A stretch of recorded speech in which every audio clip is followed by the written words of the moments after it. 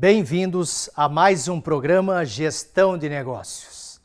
Falaremos hoje sobre investimentos em educação e o lema deste governo, Brasil, Pátria Educadora. Será? Vale a pena investir em educação? Somos um país essencialmente vendedor de matéria-prima. Assistimos o boom das commodities e não soubemos aproveitar, e hoje estamos novamente pagando preço pela falta de planejamento e investimento de nossos governantes em educação. Temos que vender produtos com valor agregado e não apenas matéria-prima. Os produtos industrializados ou com valor agregado batem de longe o preço das commodities, como minério de ferro, soja, enfim. Um único iPhone vale o mesmo que 8 toneladas de minério de ferro. Ou, se preferir, poderá pagar com 4 toneladas de milho, ou 3 toneladas de trigo, ou ainda 2 toneladas de soja. Isso mesmo, 2 toneladas de soja. A pergunta que fica no ar é exatamente a seguinte: quando deixaremos de ser meros players, vendedores de commodities e importadores de produtos industrializados? Alguns chegaram até mesmo a acreditar na mudança, pois o lema da nova gestão do governo do Brasil era Brasil, Pátria Educadora. Veríamos, enfim, o Brasil dando o verdadeiro valor à educação. Assistimos à indicação de um político profissional para o Ministério da Educação, que substituiu um professor universitário que fora nomeado em menos de 6 meses para a pasta e vinha tentando implantar o Plano Nacional de Educação, o PNE. Apesar de ter como lema a educação, esta ficou somente na propaganda, pois assistimos o caos que tornou-se o setor. O programa Ciência Sem Fronteiras é utilizado como bandeira eleitoral. Não oferecerá a bolsa neste ano de 2016. O programa tinha como objetivo internacionalizar o ensino superior por meio de intercâmbio de estudantes de graduação e pós-graduação.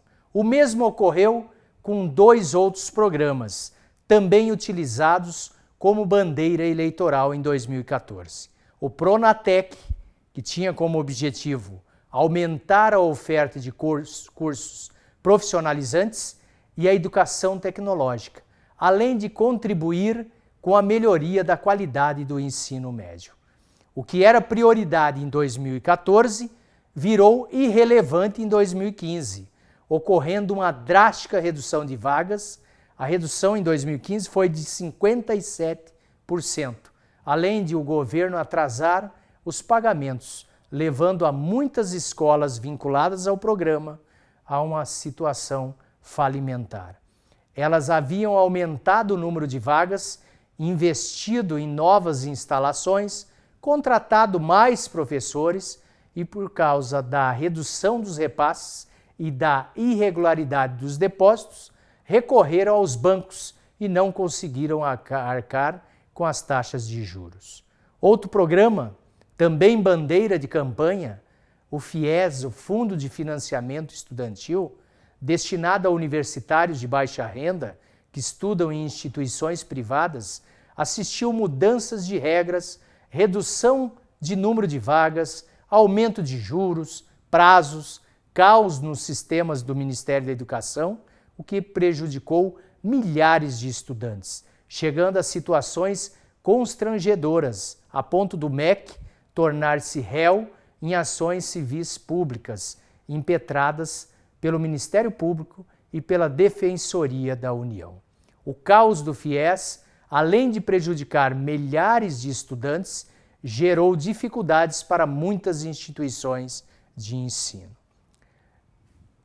Estamos diante de um político à frente do Ministério da Educação, que vem a público se defender de acusações e menciona advogado, motivo de chacota nas redes sociais.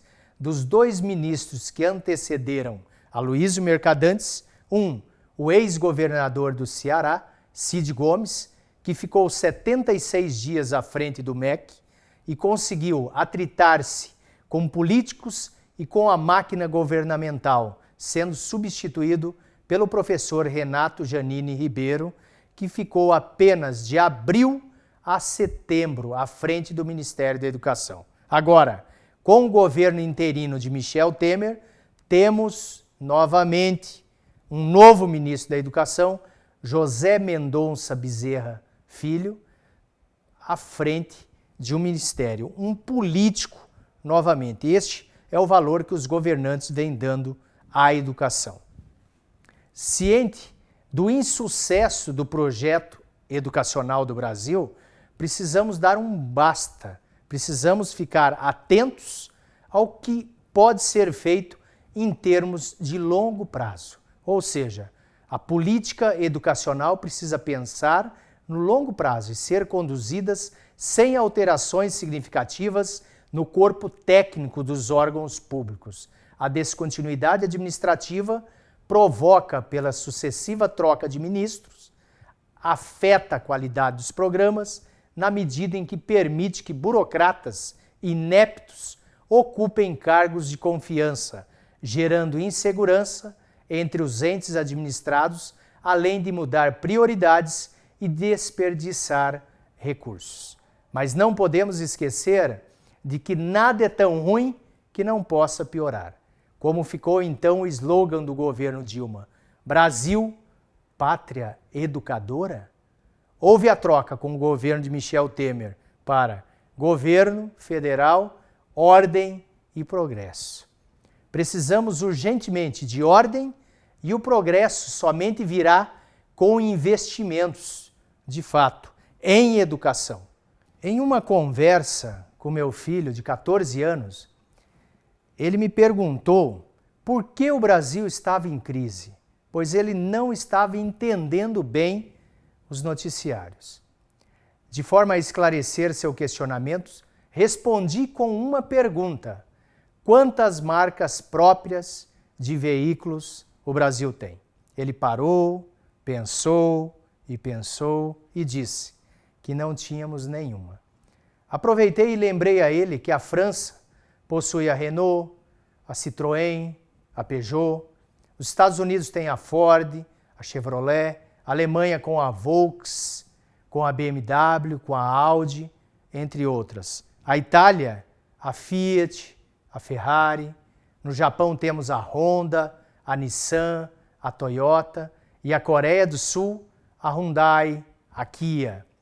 E chamei ainda mais a atenção dele dizendo que somos o único país dos BRICS sem uma marca própria de veículos. Ou seja, entre o Brasil, Rússia, Índia, China e África, o único país que não possui uma marca própria de veículo é o Brasil.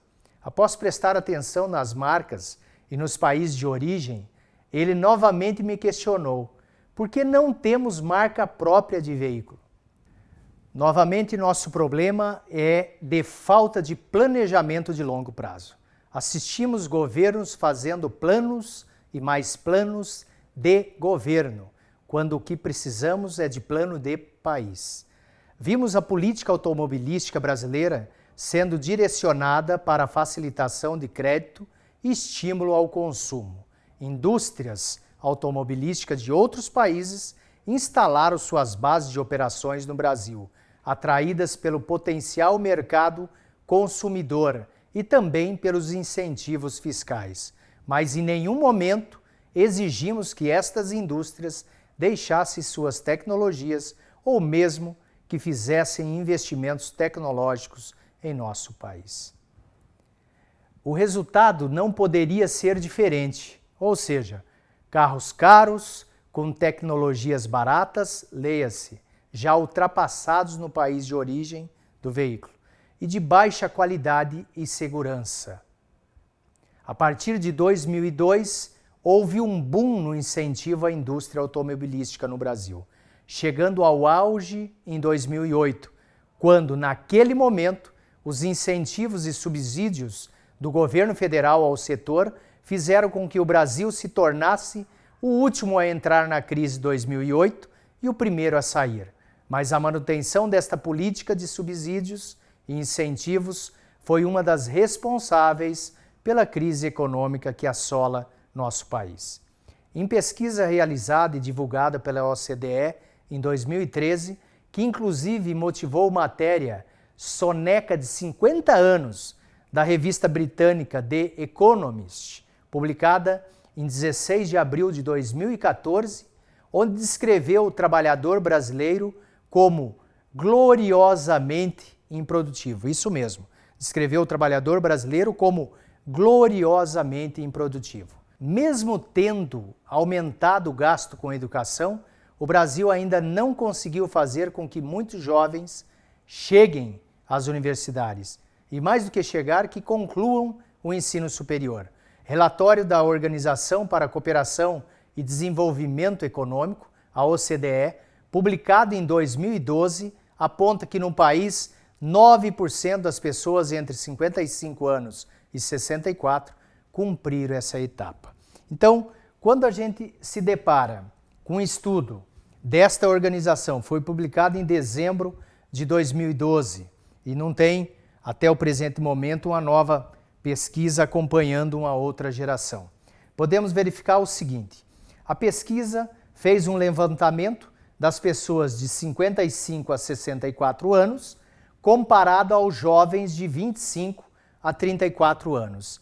Percebeu-se que, enquanto o Brasil, vocês podem pegar entre os principais países que estão destacados nessa pesquisa, a gente pega o Brasil, assim como a China, que pouco melhorou, mas a China em função justamente da população. A gente pega a Coreia comparada ao Japão, ao Canadá, e depois a gente vai lá na outra ponta e pega o Brasil. Podemos observar que o Brasil, quando foi feita a pesquisa há 25 anos atrás, levantou-se que, em média, 9% da população tinha ensino superior. 9%. Este era o mesmo patamar, praticamente, da Coreia do Sul. Então, ambos os países tinham exatamente a mesma proporção de pessoas com ensino superior. Passou-se uma geração inteira. Nós, inclusive, com financiamento estudantil, abertura de novas universidades, a interiorização do ensino superior, a facilitação para que as pessoas conseguissem estudar, nos deparamos com esse efeito. Saltamos de 9%, fomos para 13%, 14%, na melhor das hipóteses. Enquanto isso, a Coreia do Sul saltou dos 9% indo a 68%. Ou seja, se pegar o jovem da Coreia do Sul de 25 a 34 anos, 68% possuem curso superior, enquanto o nosso jovem, nessa mesma faixa etária, chegamos a 14% da nossa população. O que explica justamente o boom que ocorreu na Coreia do Sul, onde ela hoje é uma grande exportadora de produtos com valor agregado. Entre eles, o que é fácil de ver pelas nossas ruas, são os carros da Hyundai, são os carros da Kia, fora muitos outros produtos e equipamentos.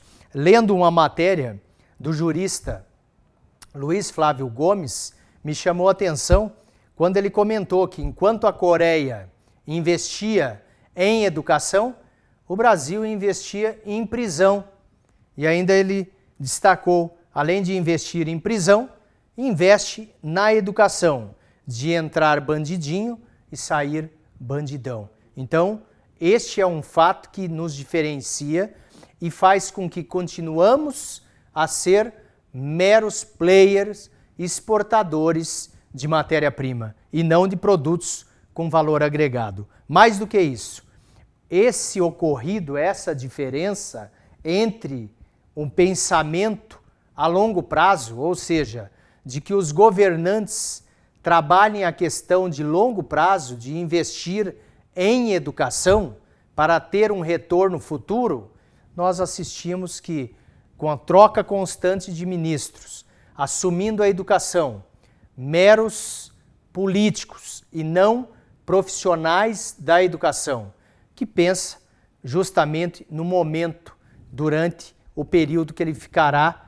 no governo ou fora do governo. E isso não cabe mais ao nosso país. A gente precisa pensar, sim, pensar a longo prazo, pensar em investimentos em educação. Na sequência, podemos observar através de mais um gráfico o quanto isso impacta em termos de produtividade. Então não é à toa que fomos destacados na revista britânica The Economist, colocando que o trabalhador brasileiro é gloriosamente improdutivo. Mas não tem como não destacar isso daí. A gente pode observar que durante o mesmo período, por isso que a matéria chama atenção e pergunta, será que o Brasil de fato ficou dormindo por 50 anos? A gente observa de uma geração para outra, comparando novamente o Brasil com a Coreia do Sul, os dois países comparamos em termos de investimento em educação, quanto que avançou, enquanto o Brasil de 9 foi para 14, a Coreia de 9 saltou para 68%. Isso se refletiu também na produtividade. Olha o que aconteceu. Vinham juntos até a década de 1980. Da década de 1980, a nossa produtividade ficou estagnada por trabalhador, então ficou paradinha em 20 mil dólares anual, enquanto que o coreano saltou para 65 mil dólares por ano, mostrando efetivamente que o trabalhador brasileiro é gloriosamente improdutivo. A Organização para a Cooperação e Desenvolvimento Econômico, a OCDE, divulgou em maio do ano passado um ranking mundial de qualidade da educação. Entre os 76 países avaliados, o Brasil ocupa a posição de número 60. Em primeiro lugar está Singapura, seguido de Hong Kong e Coreia do Sul.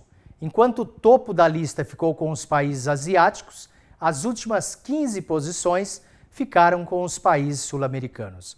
A Argentina ficou na posição 62, a Colômbia em 67 e o Peru em 71. O ranking foi definido a partir de resultados de testes de matemática e ciências aplicadas nesses países. Além dos resultados do Programa Internacional de Avaliação de Alunos, o PISA, foram analisados o TIMSS dos Estados Unidos e o TERCE aplicado em países da América Latina. Este problema educacional reflete diretamente na produtividade e, consequentemente, na competitividade do país. Conforme podemos observar no gráfico que destaca o PIB do trabalhador, podemos ver e comparar os dois países que fizemos uma comparação anterior, que foi o Brasil em relação à Coreia do Sul, pegando toda uma geração, mostra, infelizmente, que ficamos dormindo realmente por 50 anos. Então a matéria da revista britânica falou de forma correta, porque olha só, até a década de 1980, nós e a Coreia do Sul tínhamos a mesma produtividade por trabalhador, ou seja, 20 mil dólares por ano. A partir de 1980, da década de 1980, assistimos o quê? O investimento em educação feito na Coreia do Sul começar a surtir efeitos, levando a Coreia do Sul a ter um PIB per capita por trabalhador de mais de 60 mil dólares por ano, enquanto nós permanecemos nos 20 mil dólares por ano. Termina aqui nosso programa Gestão de Negócios. Escreva para nós através de nosso e-mail tv@unipar.br. Encaminhe suas dúvidas, sugestões e críticas. Obrigado pela sua audiência.